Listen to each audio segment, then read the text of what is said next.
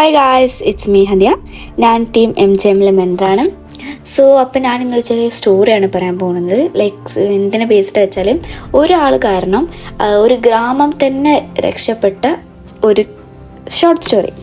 നമ്മുടെ ഈ ഒരു കഥ നടക്കുന്ന ചെറിയൊരു ഗ്രാമത്തിലാണ്. ഈ ഗ്രാമത്തിൻ്റെ ഒരു പ്രത്യേകത എന്ന് പറഞ്ഞാൽ അവിടെ വെള്ളം എടുക്കാൻ പറ്റുന്ന ഒരു സൗകര്യം ഉണ്ടായിട്ടില്ല.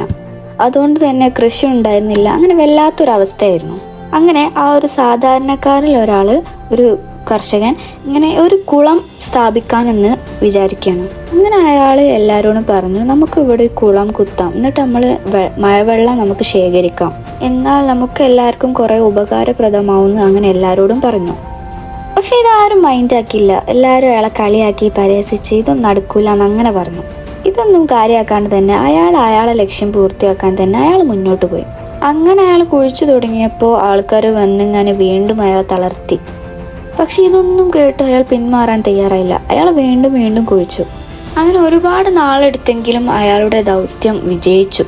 അങ്ങനെ പിന്നീട് മഴ പെയ്യുകയും ആ കുളം നിറയെ വെള്ളം നിൽക്കുകയും ചെയ്തു. അങ്ങനെ ജനങ്ങൾ അത് ഉപയോഗിച്ച് കൃഷി ചെയ്യുകയും മറ്റു ഉപയോഗത്തിനെല്ലാം അതെടുത്തു. അങ്ങനെ അത് അവർക്കെല്ലാവർക്കും ഒരു വലിയ സഹായമായിട്ട് മാറി.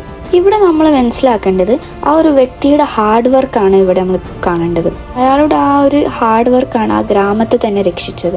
നമ്മളൊരു നല്ല കാര്യം ചെയ്യാനായിട്ട് തീരുമാനിക്കുമ്പോൾ പല ഭാഗത്തുനിന്നും കുറേ നെഗറ്റീവ് കമൻസ് നമ്മളെ പിന്തിരിപ്പിക്കാൻ വേണ്ടി കുറേ ആൾക്കാർ അതും ഇതൊക്കെ പറയും. പക്ഷെ നമ്മൾ അതൊന്നും കാര്യമാക്കാണ്ട് അത് നെവർ മൈൻഡ് ആക്കിയിട്ട് മുന്നോട്ട് നമ്മളെ കൊണ്ട് പറ്റും എന്നുള്ളൊരു വിശ്വസിച്ച് ആ ഒരു കോൺഫിഡൻസ് കൊണ്ട് നമ്മൾ മുന്നോട്ട് ചെയ്യുകയാണെങ്കിൽ ഉറപ്പായിട്ടും നമുക്ക് അതിനൊരു ഡെഫിനറ്റ് സക്സസ് ഉണ്ടാവും.